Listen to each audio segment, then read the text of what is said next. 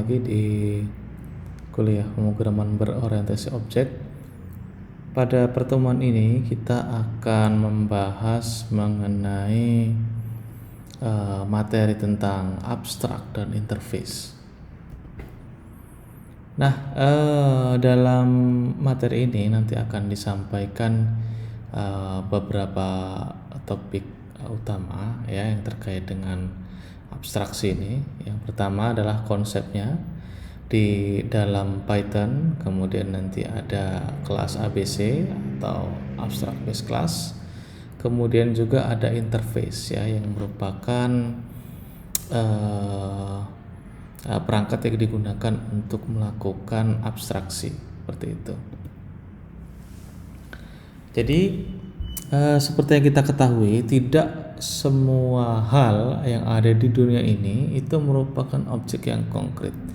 Jadi ada banyak hal yang sifatnya itu abstrak atau tidak bisa diraba oleh indera kita begitu ya.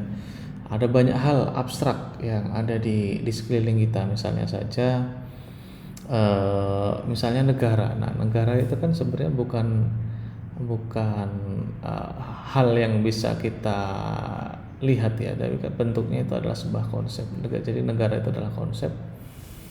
Kemudian ada lagi misalnya rekening bank gitu ya. Rekening bank itu kan konsep ya. Itu nanti misalnya ada teman-teman buku tabungan, itu adalah merupakan bentuk fisik atau representasi dari rekening banknya itu. Jadi buku tabungan sendiri kan sebenarnya bukan rekening bank. Begitu juga dengan ATM ya. ATM itu adalah alat untuk mengakses rekening itu gitu ya. Dan seterusnya. Ada banyak hal abstrak yang ada di dunia ini. Kemudian di materi kemarin itu ada beberapa hal ya yang merupakan objek yang sifatnya konkret ya, yang kita gunakan sebagai contoh-contoh gitu ya. Misalnya di sini ada kelas anjing, kemudian kelas kucing dan kelas burung yang merupakan satu kesatuan atau jenis-jenis dari hewan begitu ya. Kemudian ada lingkaran persegi panjang yang merupakan bangunan dua dimensi begitu ya. Nah, yang akan kita bahas sekarang itu adalah bagaimana pemrograman berorientasi objek ini nanti bisa mengakomodir konsep yang bersifat abstrak. Nah, konsep abstrak ini teman-teman rekan-rekan mahasiswa ini tidak bisa kita instansiasi. Jadi nanti objek abstrak ini semacam sebagai blueprint gitu ya, ada desain gitu ya. Desain dari sebuah objek yang untuk mengimplementasikan desain itu kita perlu sebuah kelas yang konkret gitu ya. Jadi nanti sifatnya kelas abstrak ini tidak bisa kita lakukan instansiasi. Oke. Nah, sebenarnya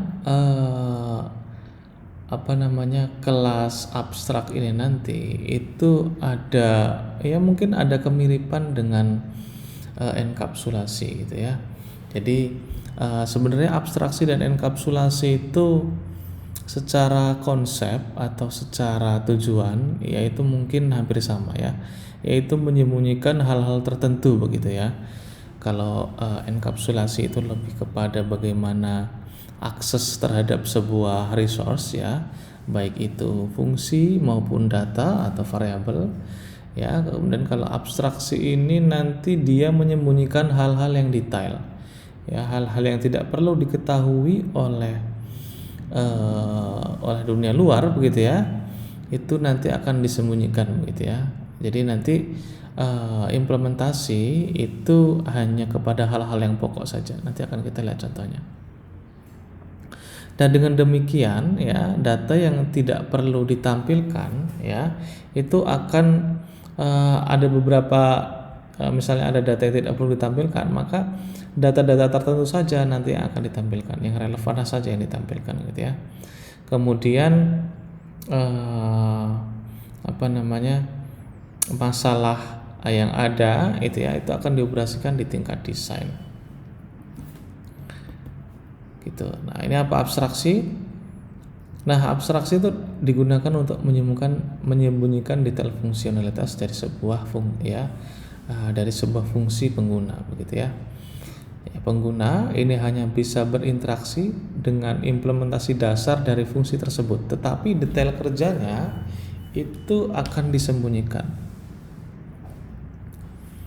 Nah, misalnya contohnya di sini adalah menghitung luas pada bangun datar, begitu ya, ada 2 dimensi. Ini kita hanya perlu memanggil fungsi get luas, ya. Kita tidak perlu misalnya memanggil nama fungsi yang lain, karena sebenarnya apapun jenis dari bangun datar, begitu ya, atau bangunan 2 dimensi, itu semuanya pasti mempunyai fungsi get luas, ya, atau luas, menghitung luasan. Nah, daripada kita membuat fungsi luas, ya, yang spesifik digunakan untuk satu bangun datar saja, maka alangkah lebih baik kita akan membuat fungsi yang secara umum nanti bisa digunakan oleh semua bangun datar itu atau bangun 2 dimensi itu, seperti itu ya. Misal juga segitiga, ya, lingkaran, persegi, gitu ya. Itu semuanya punya fungsi get luas. Apalagi ada lagi misalnya selain luas punya keliling dan seterusnya, begitu ya. Kita tidak perlu misalnya membuat sebuah fungsi misalnya get luas lingkaran atau get luas persegi panjang, begitu. Itu kan hanya spesifik untuk bangun tertentu, gitu, untuk bangun datar tertentu. Misalnya get luas lingkaran itu hanya untuk lingkaran, begitu juga dengan persegi panjang, segitiga dan seterusnya. Nah, kalau get luas ini nanti bisa kita gunakan untuk mendapatkan nilai luas dari semua bangun datar yang ada, gitu ya. Yang akan kita sampaikan itu kenapa abstraksi ini penting, ya, dalam konsep pemrograman berorientasi objek. Jadi saat mendesain sebuah kode program, kita bisa memisahkan antara interface dan implementasinya. Nah, sehingga nanti menghasilkan beberapa manfaat, ya. Yang pertama, ini akan menyembunyikan data yang tidak relevan, ya, untuk mengurangi kompleksitas. Jadi nanti dipilih mana-mana saja fungsi atau data yang sekiranya tidak tidak boleh diakses, ya, oleh pengguna akhir, gitu ya. Sehingga yang ditampilkan atau yang bisa dilakukan instansiasi, ya, itu hanya pada metode-metode tertentu. Kemudian menghindari terjadinya duplikasi kode. Jadi kalau misalnya kita tidak menggunakan konsep abstrak, ya, ini penulisan kode bisa berulang. Kemudian membantu untuk meningkatkan keamanan. Nah, kenapa membantu meningkatkan keamanan? Ini masih terkait dengan ini tadi, ya. Sebenarnya selain mengurangi kompleksitas, ya, dia juga mencegah pengguna untuk bisa masuk pada metode yang sebenarnya mereka tidak perlu untuk mengakses ke sana. Kemudian dia juga bisa memudahkan dalam pengembangan dari program ke depannya. Jadi ketika kita misalkan antara interface, ya, atau kelas abstrak dengan kelas implementasi, ketika nanti terjadi suatu perubahan logika atau alur atau algoritma, begitu ya, kita tidak perlu melakukan perubahan pada tataran implementasinya. Kita bisa melakukan pengubahan pada kelas abstraknya, seperti itu. Nah, umumnya abstraksi ini kalau di pemrograman berorientasi objek ini bisa diimplementasikan dengan beberapa cara, gitu ya. Termasuk dengan interface, ya, dengan abstract class, dan juga access modifier. Kalau kita ingat access modifier ini kan sebenarnya konsep dari enkapsulasi, ya. Tetapi dia di sini juga bisa dimasukkan ke dalam konsep abstraksi.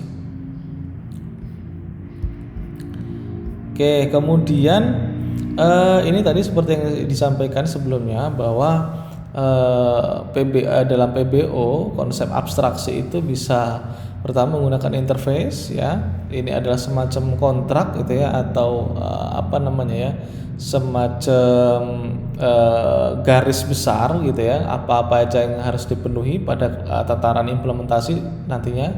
Karena abstraksi ini ada pada tataran konsep. Jadi pada tataran konsep nanti apa saja yang harus dipenuhi, apa saja yang harus dituliskan pada kelas implementasi ya, itu dituliskan di sini. Kemudian menggunakan abstract class. Jadi sebuah konsep yang menerapkan sifat pewarisan di mana atribut dan fungsi pada induk bersifat abstrak ya, tidak bisa dibuatkan objeknya atau instansiasinya. Yang pada gilirannya gitu ya, secara dampaknya gitu ya, dampaknya adalah implementasi nyatanya, implementasi realnya itu baru bisa dilakukan pada subclass.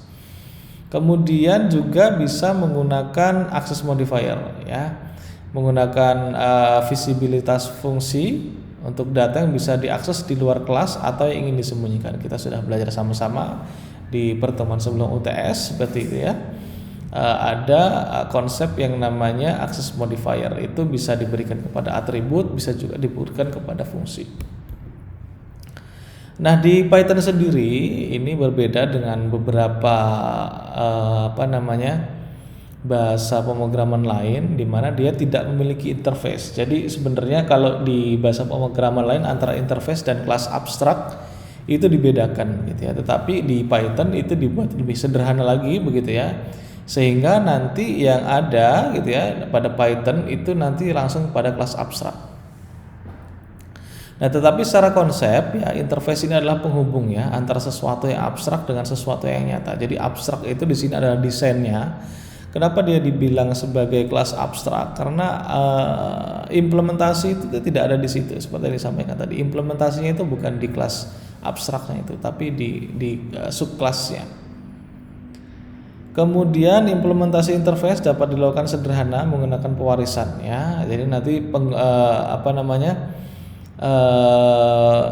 bagaimana cara mengimplementasikan interface itu nanti menggunakan pewarisan seperti biasa yang sudah kita pelajari di pertemuan sebelum UTS, di mana kelas parent ya atau induknya itu menjadi abstrak dan diimplementasikan pada kelas child atau kelas anaknya begitu ya.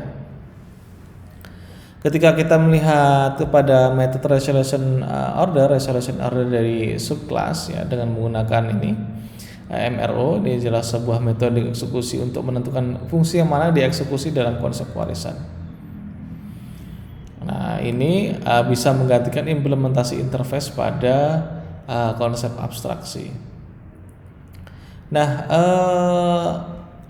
pada pertemuan ini atau pada kuliah ini yang akan kita gunakan adalah abstraksi menggunakan yang namanya kelas abstrak ya. Ini namanya di Python itu ada konsep namanya abstract base class ya. Base class itu abstract base class ya, kelas yang terdiri dari satu atau lebih metode abstrak ini ya, yang nanti disebut kelas abstrak. Jadi kelas abstrak itu sebenarnya hanya kelas biasa gitu ya, tetapi nanti dia merupakan dia mewarisi dari abstract base class. Nanti kita lihat implementasinya seperti apa. Kemudian kelas abstrak ini harus ya karena dapat diwarisi oleh subclass ya. Ini bukan dapat diwarisi ya, tapi memang harus gitu ya, karena tidak bisa dilakukan instansiasi gitu ya. Dan metode abstrak mendapatkan definisinya di subclassnya. Oke. Nah, ini kalau abstraksi menggunakan access modifier, kita bisa menggunakan tanda underscore 2 kali di depan sebuah atribut atau variabel gitu ya, yang menyatakan bahwa ini adalah access modifiernya adalah private ya. Kemudian kalau underscore 1 di depan sebuah variabel gitu ya, itu namanya protected gitu ya. Itu sama-sama sudah kita pahami. Kemudian ini adalah contoh kelas abstraknya ya. Ini dibuat menggunakan diagram UML. Ini kelas abstraknya namanya bentuk 2D ya. Ada bangunan 2 dimensi begitu ya. Setiap bangunan 2 dimensi itu pasti memiliki ya metode get luas dan get keliling. Nah, fungsi get luas dan get keliling pada kelas abstrak bentuk 2D ini kan ada kelas bentuk 2D ini adalah kelas abstrak ya. Ini nanti harus diimplementasikan oleh masing-masing bangunan 2 dimensi atau bangun datar begitu ya. Seperti persegi panjang gitu ya. Kalau di sini nanti variabelnya itu adalah panjang dan lebar. Kalau kita lihat masing-masing ini beda-beda ya variabelnya atau datanya. Lingkaran itu punya radius dan segitiga siku-siku itu ada alas dan tinggi. Nah, kan kita nggak mungkin ya membuat sebuah instan ya dari kelas bentuk 2D. Nah, yang bisa dilakukan instan itu adalah persegi panjang dan lingkaran karena bentuk 2 dimensi itu kan suatu konsep ya. Artinya suatu konsep itu tidak punya tinggi gitu ya. Kalau ini kan ada tinggi begitu ya. Kalau 3D kan ada tinggi, tapi kalau 2D kan semacam bangunan seperti biasa gitu ya. Oke, kemudian ini ya, ini masih sama gitu ya. Kita tidak mungkin menghitung luas maupun gate keliling pada ini kelas bentuk 2D. Nah, ini adalah konsep lain abstrak yang bisa kita temui pada kehidupan kita sehari-hari seperti makanan. Kalau makanan itu kan istilah umum ya, istilah umum. Permainan juga kan istilah umum gitu ya. Bukan sesuatu yang real begitu ya. Nanti kalau makanan ya misalnya kelas yang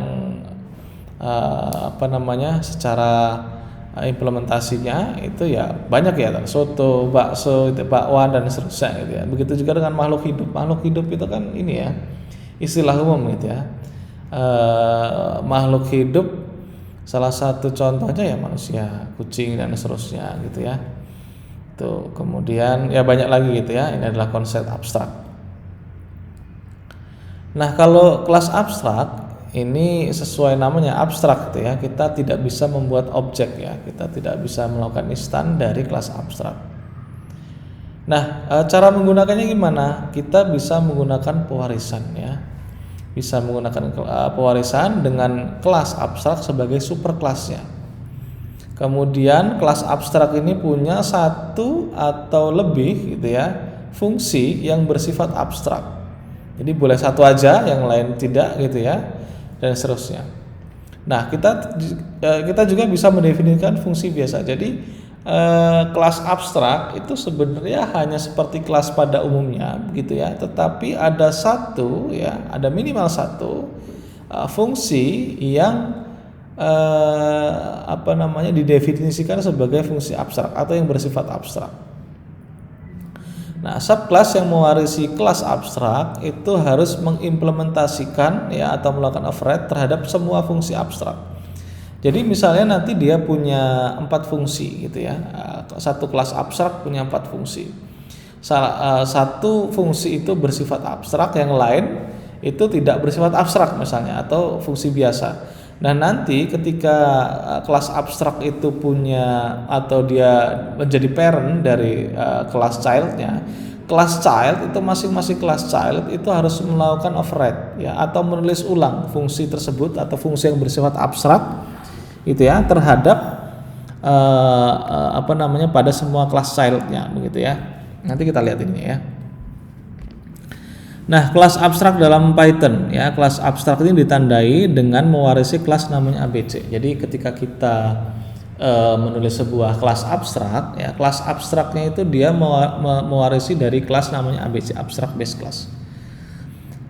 Nah, fungsi yang bersifat abstrak ya pada kelas abstrak itu nanti ditandai dengan memberikan dekorator yang namanya abstract method. Jadi ada dekorator tertentu yang diberikan kepada fungsi yang bersifat abstrak.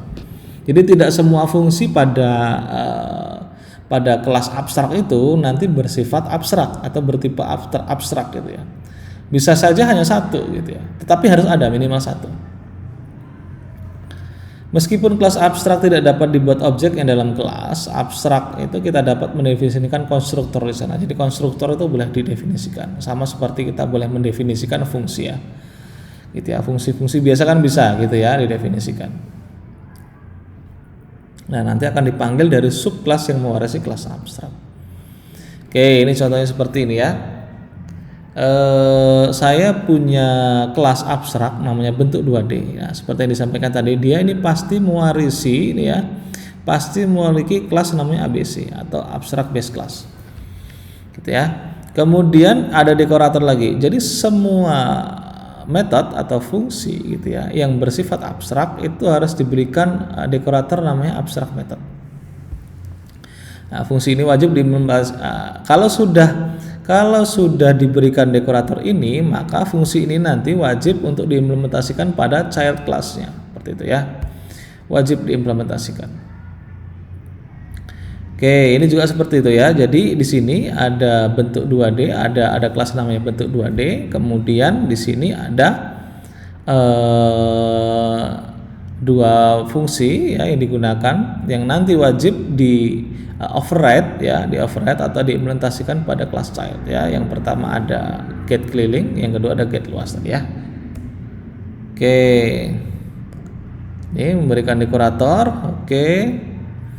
Nah, ketika kita mendefinisikan sebuah fungsi itu bersifat abstrak begitu ya, maka kita tidak perlu melakukan implementasinya di sini.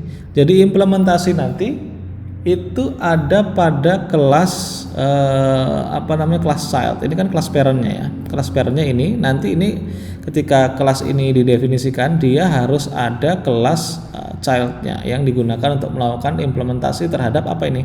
Terhadap fungsi yang bersifat abstrak ini tadi.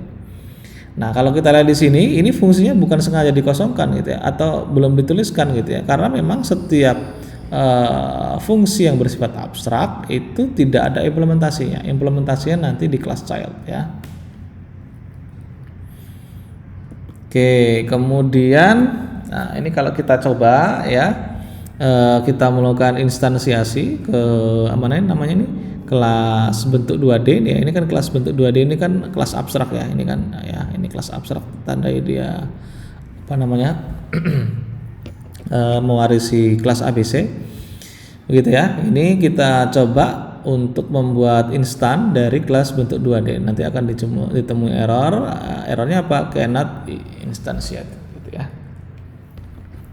Oke, kemudian ini ya, ini adalah kelas childnya yang mengimplementasikan kelas abstrak bentuk 2D tadi. Ini kalau kita lihat ini bentuk 2D ini tadi adalah kelas abstrak. Kita lihat slide sebelumnya ini kan ya, kelas abstrak gitu ya, tandanya apa? Mewarisi kelas ABC gitu ya. Kemudian di sini kelas persegi panjang ya. Ya, kalau kelas persegi panjang merupakan implement dari fungsi abstrak tadi begitu ya, mengimplementasikan fungsi abstrak tadi. Catatannya apa? Catatannya kelas implementasi dari fungsi abstrak gitu ya. Itu harus mengoverride atau menuliskan ulang semua fungsi yang bertipe atau bersifat abstrak pada kelas abstraknya. Nah, kita lihat ini kelas abstraknya kelas bentuk 2D ini ya.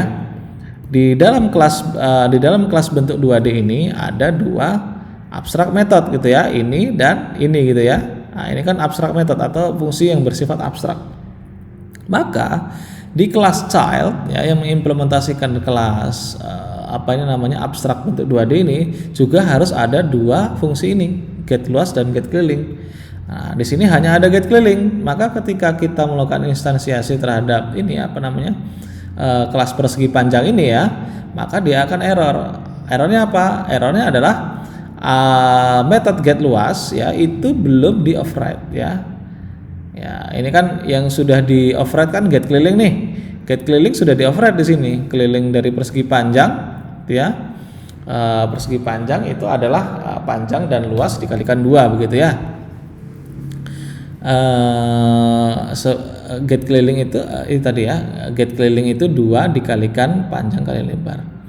Kemudian luasnya belum gitu ya, maka di sini yang error apa? Errornya itu adalah dia belum mengimplementasikan belum mengimplementasikan atau belum mengoverride fungsi namanya get luas.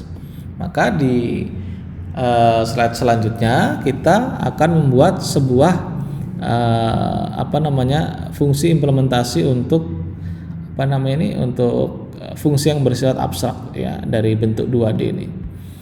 ya, yaitu get luas. Nah, get luas itu apa? Kalau luas persegi panjang adalah panjang kali lebar di perkalian antara keduanya.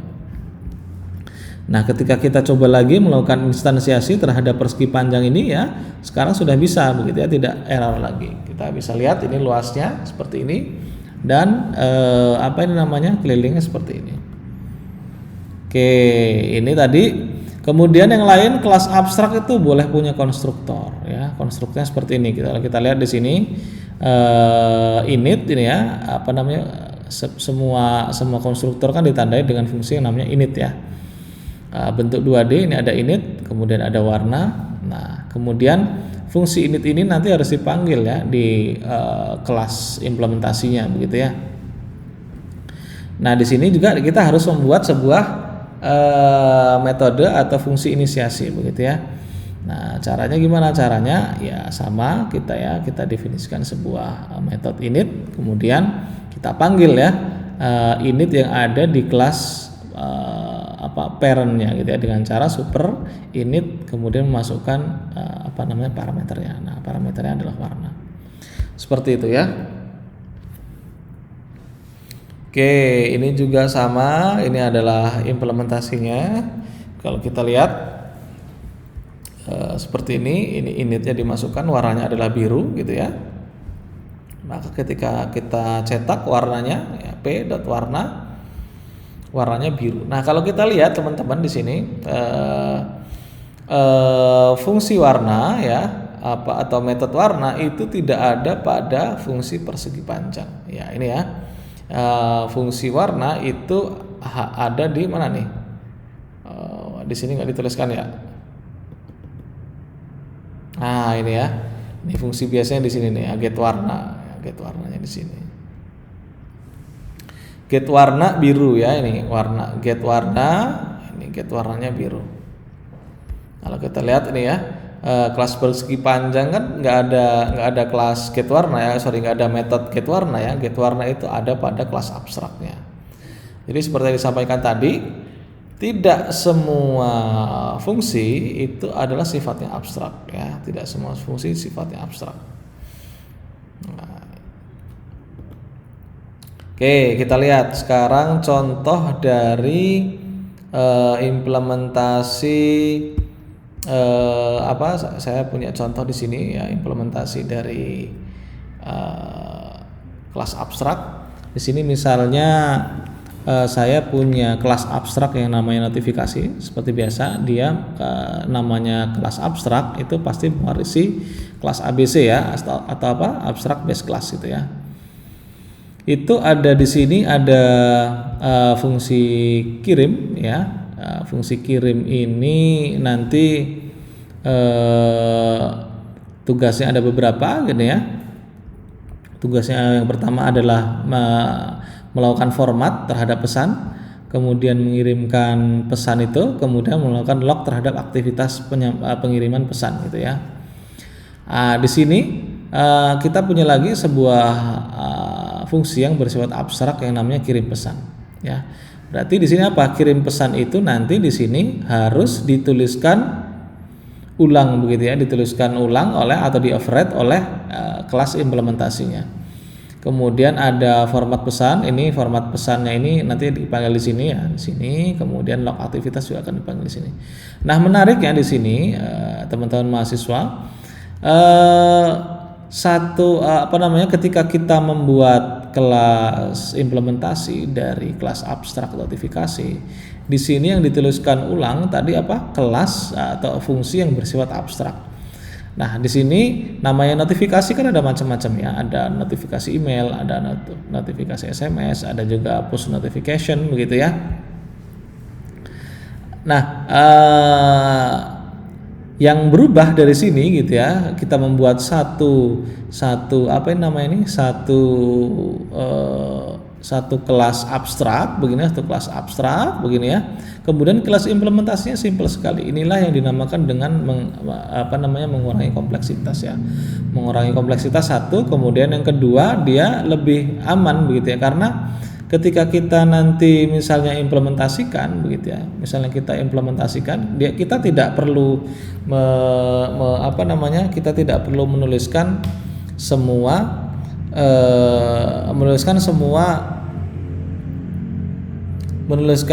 kode ulang ya, menuliskan ulang semuanya begitu ya.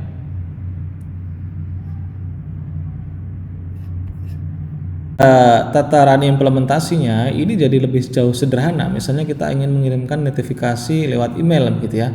Kita akan membuat sebuah instan dari kelas native email di sini ya, kelas native email.